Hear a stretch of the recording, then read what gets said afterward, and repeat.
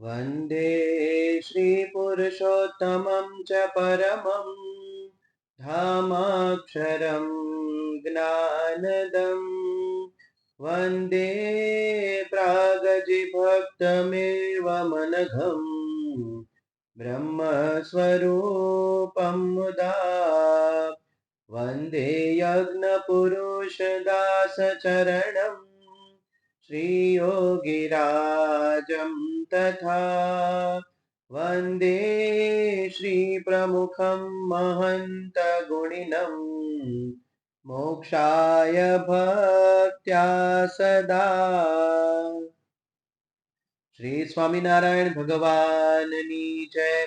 अक्षर पुरुषोत्तम महाराजनी जय। गुणातीतानंद स्वामी महाराजनी जय। भगत जी महाराजनी जय। शास्त्री जी महाराजनी जय। योगी जी महाराजनी जय। प्रमुख स्वामी महाराजनी जय।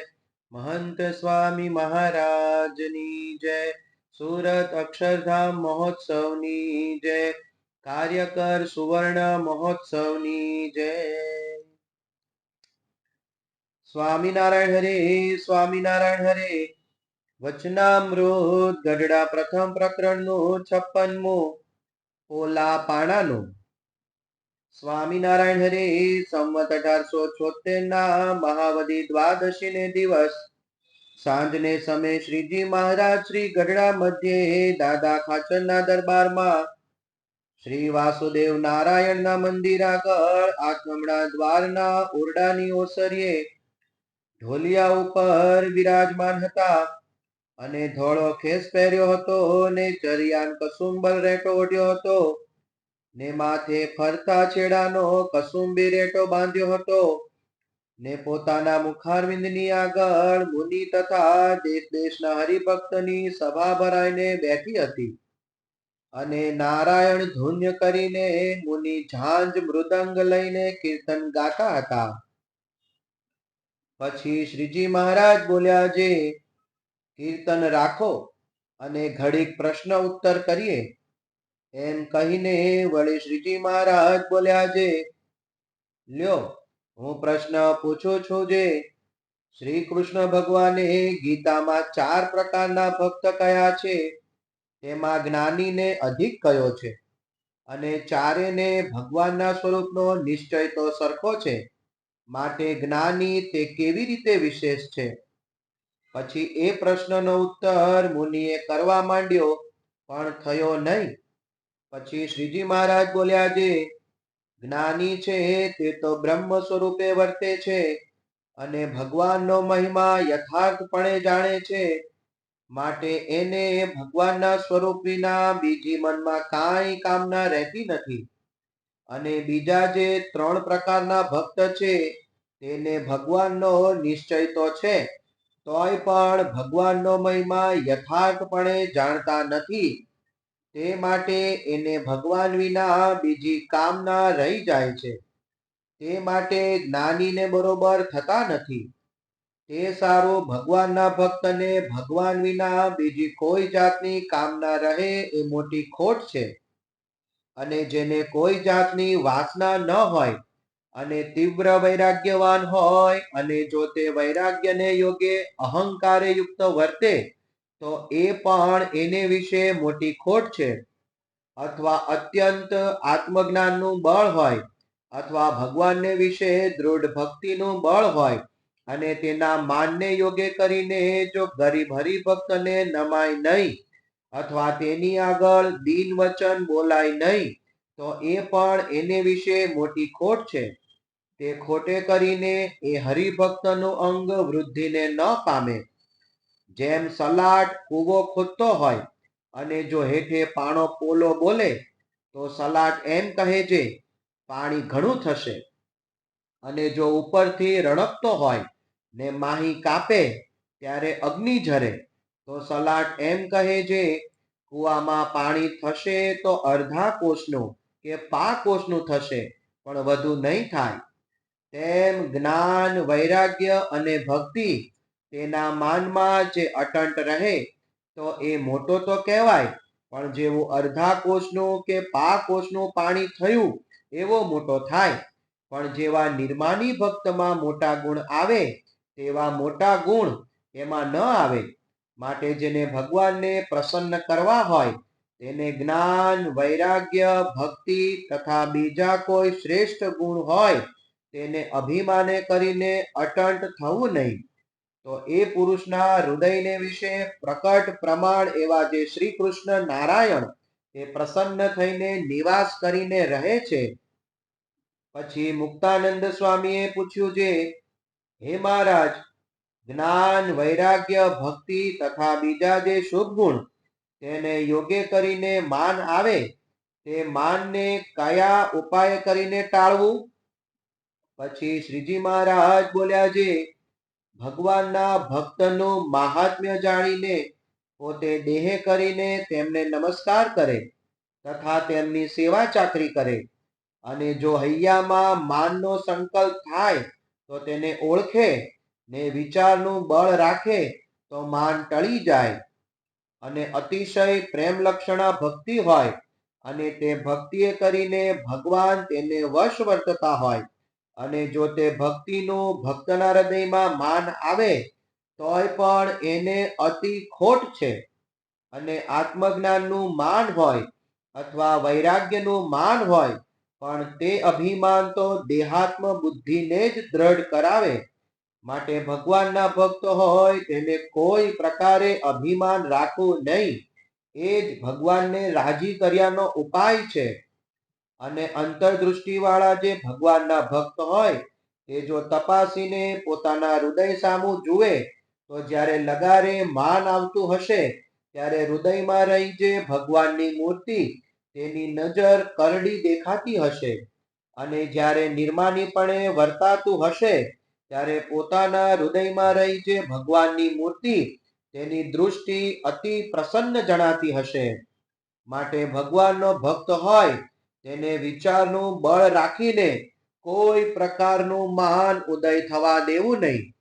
અને જો માન સહિત જ્ઞાન, વૈરાગ્ય, ભક્તિ હોય તો જેમ સોનું હોય અને તેમાં ભેગ ભળે ત્યારે તે સોનું પનરવલું કહેવાય. અને તેથી વધતો ભેગ ભળે તો 12 વલું કહેવાય. અને તેથી વધતો ભેગ ભળે તો 8 વલું કહેવાય. તેમ એ ભક્તને જ્ઞાન, વૈરાગ્ય, ભક્તિમાં જેમ જેમ અહંકારનો ભેગ ભળતો આવે તેમ તેમ એ ત્રણેય ઓછા થતા જાય છે. માટે માન રહિત જે જ્ઞાન, વૈરાગ્ય અને ભક્તિ તે તો 16 વલા સોના જેવા છે. અને માન સહિત હોય તે ઉપરથી તો એને ઘણો શોભાડે પણ એના અંતરમાં ઝાઝું બળ હોય નહીં. ત્યાં દૃષ્ટાંત છે, જેમ 50 કોટી યોજન પૃથ્વી તે સમુદ્ર, પર્વત અને સર્વભૂત પ્રાણી માત્ર તેનો આધાર છે. માટે ઘણી બળવાન જણાય છે. અને તે થકી જળ વળી ઘણું બળવાન જણાય છે. જે જળને વિશે પૃથ્વી છાણાની પેઠે તરે છે. અને જળ થકી તેજમાં ઘણું બળ જણાય છે. અને તેજ થકી વાયુમાં ઘણું બળ જણાય છે. અને આકાશનું તો કાંઈ બળ જણાતું નથી. પણ આકાશ સર્વથી બળવાન છે. કાજે એ ચારેનો આકાશ આધારરૂપ છે. તેમ માન રહિત જે એ ભક્તના જ્ઞાન, વૈરાગ્ય અને ભક્તિ તે આકાશ સરખા બળવાન છે.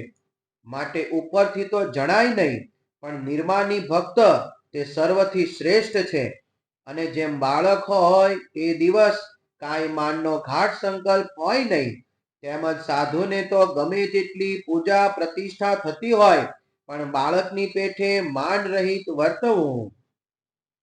પછી વળી મુક્તાનંદ સ્વામીએ પ્રશ્ન પૂછ્યો છે, ઇન્દ્રિયો, અંતઃકરણ અને પ્રાણ તથા જાગ્રત, સ્વપ્ન અને સુષુપ્તિ એ 3 અવસ્થા તથા સ્થૂળ, સૂક્ષ્મ અને કારણ એ 3 શરીર એ સર્વ થકી જીવનું સ્વરૂપ ન્યારું છે એવું સત્સંગમાંથી સાંભળીને દૃઢ નિશ્ચય કર્યો છે. તોય પણ ઇન્દ્રિયો, અંતઃકરણ આદિ ભેળો ભળીને સુખરૂપ એવો જે જીવાત્મા તે પરમાત્માનું ભજન સ્મરણ કરતો થકો સંકલ્પને યોગ્ય કરીને દુખ્યો કેમ થઈ જાય છે? પછી શ્રીજી મહારાજ બોલ્યા છે, કેટલાક સિદ્ધ થાય છે ને કેટલાક સર્વજ્ઞ થાય છે ને કેટલાક દેવતા થાય છે ઇત્યાદિ અનંત પ્રકારની મોટપ પામે છે તથા પરમપદને પામે છે. એ સર્વે ભગવાનની ઉપાસનાને બળે પામે છે, પણ ઉપાસના વિના કોઈ વાત સિદ્ધ થતી નથી. માટે શાસ્ત્રમાંથી આત્મા અનાત્માની વિગત સમજીને અથવા કોઈક મોટા સંતના મુખથી વાત સાંભળીને જાણે છે, હું આત્મા અનાત્માની વિગતિ કરી લઉં એમ વિગતિ થતી નથી. એ તો એ જીવને જેટલી પોતાના ઈષ્ટદેવ જે પરમેશ્વર તેને વિશે નિષ્ઠા હોય તેટલો જ આત્મા અનાત્માનો વિવેક થાય છે. પણ ઈષ્ટદેવના બળ વિના તો કોઈ સાધન સિદ્ધ થતા નથી. અને જેને ગોપીઓના જેવી પ્રેમ લક્ષણા ભક્તિ છે તેને તો સર્વે સાધન સંપૂર્ણ થયા છે. અને જેને એવો પ્રેમ ન હોય તેને તો ભગવાનનો મહિમા સમજવો છે. ભગવાન તો ગોલોક, વૈકુંઠ, શ્વેતદ્વીપ, બ્રહ્મ મહોલ તેના પતિ છે. અને મનુષ્ય જેવા જણાય છે તે તો ભક્તના સુખને અર્થે જણાય છે, પણ એની મૂર્તિ છે તે ગોલોક આદિક જે પોતાના ધામ તેને વિશે એક એક નખમાં કોટી કોટી સૂર્યના પ્રકાશે યુક્ત જણાય છે. અને મૃત્યલોકને વિશે તો એ ભગવાનની મનુષ્ય સેવા કરે છે ને દીવો કરે ત્યારે એને આગળ પ્રકાશ થાય છે. પણ એ તો સૂર્ય, ચંદ્ર આદિક સર્વને પ્રકાશના દાતા છે. અને ગોલોક આદિક જે ધામ છે તેને વિશે તો રાધિકા, લક્ષ્મી આદિક જે પોતાના ભક્ત છે તેમણે નિરંતર સેવ્યા એવા એ ભગવાન છે. અને જ્યારે બ્રહ્માંડોનો પ્રલય થઈ જાય છે ત્યારે આ પ્રગટ ભગવાન છે તે જ એક રહે છે. અને પછી સૃષ્ટિ રચવાને સમય પણ પ્રકૃતિ પુરુષ દ્વારે કરીને અનંત કોટી બ્રહ્માંડોને એ જ ભગવાન ઉપજાવે છે. એવી રીતે ભગવાનનો મહિમા વિચારવો એ જ આત્મા અનાત્માના વિવેકનું કારણ છે. અને જેટલી એ ભક્તને ભગવાનના મહાત્મ્ય સહિત ભગવાનને વિશે નિષ્ઠા છે તેટલો જ એ ભક્તના હૃદયમાં વૈરાગ્ય આવે છે. માટે બીજા સાધનના બળને તજીને એકલું ભગવાનની ઉપાસનાનું બળ રાખવું. અને જે એવો ભક્ત હોય તે તો એમ સમજે છે ગમે તેવો પાપી હોય ને અંત સમયે જો તેને સ્વામિનારાયણ એવા નામનું ઉચ્ચારણ થાય તો તે સર્વ પાપ થકી છૂટીને બ્રહ્મ મહોલને વિશે નિવાસ કરે. તો જે એ ભગવાનનો આશ્રિત હોય તે એ ભગવાનના ધામને પામે એમાં શો સંશય છે? એમ મહાત્મ્ય સમજે તે સારું. જે ભગવાનનો ભક્ત હોય તેને ભગવાનની ઉપાસનાનું બળ સત્સંગ કરીને દિવસે દિવસે વૃદ્ધિ પમાડવું. ઇતિ વચનામૃતમ. એવી રીતે શ્રી ગઢડા પ્રથમ પ્રકરણનું 56મું વચનામૃત તે થયું. આ વચનામૃતમાં શ્રીજી મહારાજ શ્રીમદ ભગવદ્ ગીતામાં શ્રી કૃષ્ણ ભગવાને 4 પ્રકારના ભક્તમાં જ્ઞાનીને અધિક કયો છે, તે શા માટે કયો છે તેનું સદૃષ્ટાંત નિરૂપણ કર્યું છે. ત્યારબાદ મુક્તાનંદ સ્વામી માનને ટાળવાનો ઉપાય આપણા સૌ વતી પૂછે છે. અને શ્રીજી મહારાજ માન ટાળવાનો ઉપાય એ ભગવાનના ભક્તનું મહાત્મ્ય, તેને નમસ્કાર કરવાને સેવા ચાકરી કરવાથી ટળે છે તેની પણ સદૃષ્ટાંત વાત કરે છે. અને પછી મુક્તાનંદ સ્વામી વાત કરી કે આ જે આત્મા તે ઇન્દ્રિયો અંતઃકરણ સાથે ભળી જઈ અને જે દુઃખરૂપ થાય છે એનું કારણ પૂછે છે. ત્યારે શ્રીજી મહારાજ ઉપાસનાનું મહત્વ સમજાવવાની વાત કરે છે અને ઉપાસના કેવી રીતે સમજવી તેનો પણ ભેદ બતાવે છે. અહીં આગળ શ્રીજી મહારાજ 2 પ્રકારના ભક્તની વાત કરે છે. ઉપાસના સંબંધી ભક્ત હોય તેને કેવું સુખ વર્તે, અને જેને ભગવાનનું બળ ન હોય અને તેનામાં ધર્મ, જ્ઞાન, વૈરાગ્ય અને ભક્તિ ઉપર છલ્લા હોય તો અંદરથી નબળો રહી જાય, પોલો રહી જાય એની પણ વાત કરે છે. એટલે આ વચનામૃતમાં શ્રીજી મહારાજે સાધનાનો, આરાધનાનો, ઉપાસનાનો એકડો ભગવાનને બતાવ્યા છે, ભગવાનનું મહાત્મ્ય બતાવ્યું છે. સદગુરુ નિષ્કુળાનંદ સ્વામી ગાતા સો સો શૂન્ય સારા કરે પણ એક ન કરે જો આગળે, તો સરવાળો શાનો માંડશો તે કરે છે કાળ પકાગળે. એકડા વિના મીંડાનું મૂલ્ય શૂન્ય છે. તેમ આ વચનામૃતમાં સાધનામાં એકડો શું છે એ વાત શ્રીજી મહારાજ કરે છે. એ એકડો ઉપાસના છે. આ વચનામૃતમાં મુક્તાનંદ સ્વામી બે પ્રશ્નો પૂછે છે. પહેલા તો આપણે પ્રશ્ન પૂછનારનો મહિમા વિચારવો જોઈએ. સમગ્ર વચનામૃતમાં મુક્તાનંદ સ્વામીના 92 પ્રશ્નો છે. તેઓ આદર્શ મુમુક્ષુ સાધક હતા. પોતાની બુદ્ધિ પ્રદર્શિત કરવા કે વિદ્વત્તા બતાવવા કે કેવળ માહિતી ભેગી કરવા પ્રશ્નો પૂછ્યા નથી. સાધના કરતા કરતા જે પ્રશ્નો તેમને ઉદ્ભવ્યા છે તે પૂછ્યા છે. આપણે જ્યારે આ 92 પ્રશ્નો વાંચીએ અને વિચારીએ ત્યારે આપણને સદગુરુ મુક્તાનંદ સ્વામીની જે નિખાલસ અને નિષ્કપટ સાધના છે તેના દર્શન થાય છે. દેહ અને આત્મા જુદા છે એવી સ્પષ્ટ સમજણ કેળવ્યા પછીના આ પ્રશ્ન છે. એટલે માત્ર શાબ્દિક રીતે અહમ બ્રહ્માસ્મિ, હું બ્રહ્મ છું, હું આત્મા છું એવા સાધકનો આ પ્રશ્ન નથી. જુનાગઢમાં રહ્યા ભગતને સ્વામી કઈ કામ સોંપે તો કે કોણ રહ્યો? આ હાથ, આ પગ, હું તો આત્મા છું. માત્ર શાબ્દિક જ્ઞાન હતું. સ્વામી કે ટાણે બતાવશું. એકવાર જુનાગઢ મંદિરમાં શેરડીનું ગાડું આવ્યું. ગુણાતીતાનંદ સ્વામીએ બધાને સાંઠા વેચ્યા. રયાના ભાગના સાંઠા પોતાની ગાદી તળે દબાવ્યા. રયા ભગતને ખબર પડી. ગુસ્સે થતા થતા આવ્યા. મારો ભાગ ક્યાં? કામ હોય ત્યારે રયો રયો કરો છો. ત્યારે સ્વામી કે પેલા દાડે તું કહેતો હતો ને કોણ રયો? આ બોલે છે એ રયો. લે આ સાંઠા. મુક્તાનંદ સ્વામીને આવું નહોતું. વાત સાંભળી મનન નિધિધ્યાસન કર્યા પછી પ્રશ્ન થયો છે.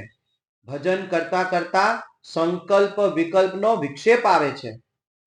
મન છે તે ધજાની પૂંછડી જેવું છે. નીલ વાંદરા જેવું ચંચળ છે. નિશ્ચય હોવા છતાં જીતવું એ કઠણ છે. જુનાગઢમાં ઘનશ્યામદાસ નામે સાધુ ધ્યાન કરવા બેસે ત્યારે ગુણાતીતાનંદ સ્વામી કે ધ્યાન કરો છો કે ગઢડામાં ધોળા તલકાવાળી ભેંસને માથે હાથ ફેરવો છો? છે એટલે ભજન દરમિયાન ઘાટ સંકલ્પ થાય છે એવી પહેલા તો ખબર પડવી જોઈએ.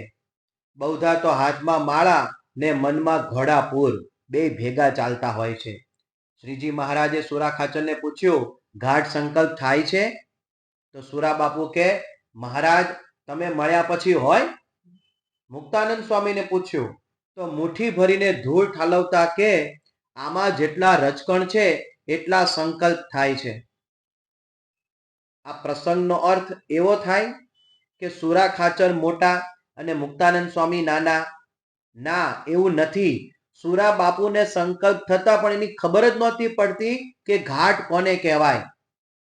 ગઢડા અંત્ય 9ના વચનામૃતમાં મહારાજના સંતો જાણપણારૂપ દરવાજે અખંડ ઉભા રહેતા તેથી સૂક્ષ્મમાં સૂક્ષ્મ વિચાર પણ પકડી શકતા. તરવાની સ્પર્ધામાં દુનિયામાં પહેલો નંબર લાવવાની ઈચ્છા વાળાને પોતાના શરીર પરની રૂવાટીના વાળ પણ તરણ સ્પર્ધામાં અવરોધરૂપ લાગ્યા છે. એને કઢાવી નાખ્યા છે. કેવા સૂક્ષ્મ વિચાર કરે છે લોકો. કેટલાક વિદ્યાર્થીઓને 35% આવે તો એ પાર્ટી કરે, ઉજાણી કરે ને કેટલાકને 1 માર્ક કપાય તો એ દુઃખ થાય. સદગુરુ મુક્તાનંદ સ્વામી આવા ઉત્કૃષ્ટ બ્રહ્મ વિદ્યાના વિદ્યાર્થી હતા. આવા મુક્તાનંદ સ્વામી શ્રીજી મહારાજને કહે છે, પૂછે છે કે આત્મનિષ્ઠાની દ્રઢતા છે છતાં સંકલ્પ કેમ થાય છે? ભગવાનનું સુખ કેમ આવતું નથી? તેના ઉત્તરમાં શ્રીજી મહારાજ કહે છે ઉપાસના વિના કાંઈ સિદ્ધ થતો નથી. ઉપાસનાની આ મહત્તા છે.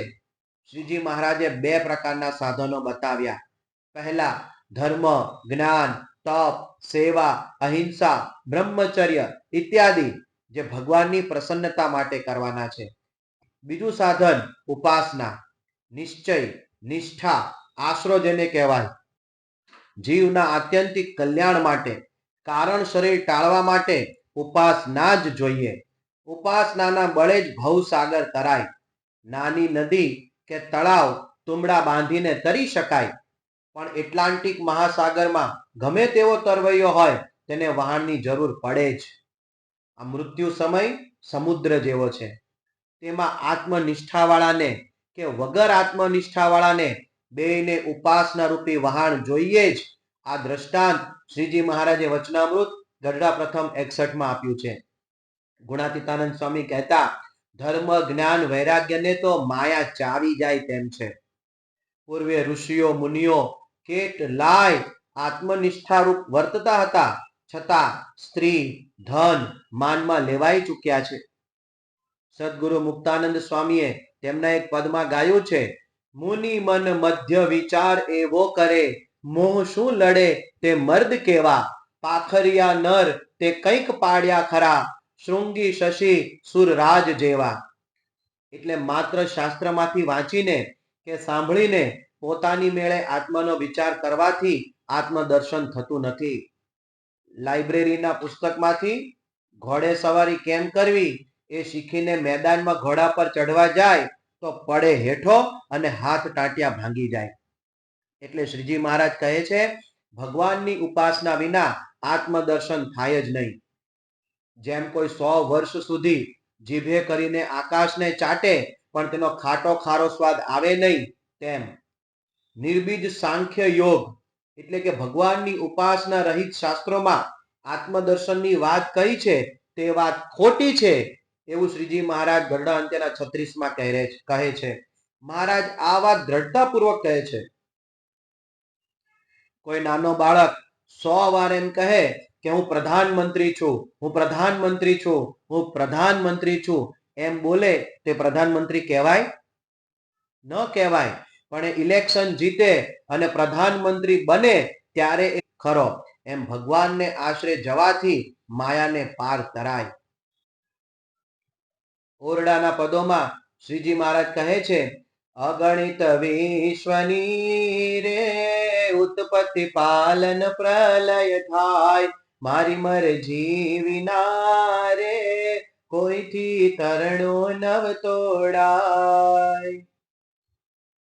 સદગુરુ મુક્તાનંદ સ્વામી અને સદગુરુ બ્રહ્માનંદ સ્વામીને એક વ્યક્તિએ પકડ્યા ને નાક કાન કાપવાની તૈયારી કરવા છરાને ધાર કાઢવા બેઠો. બ્રહ્માનંદ સ્વામી ચિંતિત થયા. મુક્તાનંદ સ્વામી કે, મહારાજની ઈચ્છા હશે એમ થશે. કરતાપણાની આવી દ્રઢતા હતી તો એક રાઘવ જત નામે ભક્ત નીકળ્યા ને સંતોને છોડાવ્યા. અમૃત મહોત્સવમાં રામાનુજ સંપ્રદાયના આચાર્ય ચિન્નાજીયર સ્વામી નગર નિહાળીને સ્વામીશ્રીને મળવા આવ્યા. સ્વામી હળવા ફૂલ જણાતા હતા. તેમણે કહ્યું, आप तो बिल्कुल स्वस्थ और निश्चिंत दिखाई देते हैं, इतना बड़ा महोत्सव होते हुए भी। परम पूज्य प्रमुख स्वामी जी बोलिया कि महाभारत की लड़ाई में अर्जुन लेटे रहते थे क्योंकि कृष्ण जागते थे, वैसे हमारे भगवान जागते हैं, इसलिए हमें चिंता नहीं. स्वामी बापा में करतापणानी केवी दृढ़ता. बीजू श्रीजी महाराज साकार छे. वचनामृत गड्डा मध्य 39 श्रीजी महाराज कहे छे, भगवान ने साकार समझवा ए ज उपासना.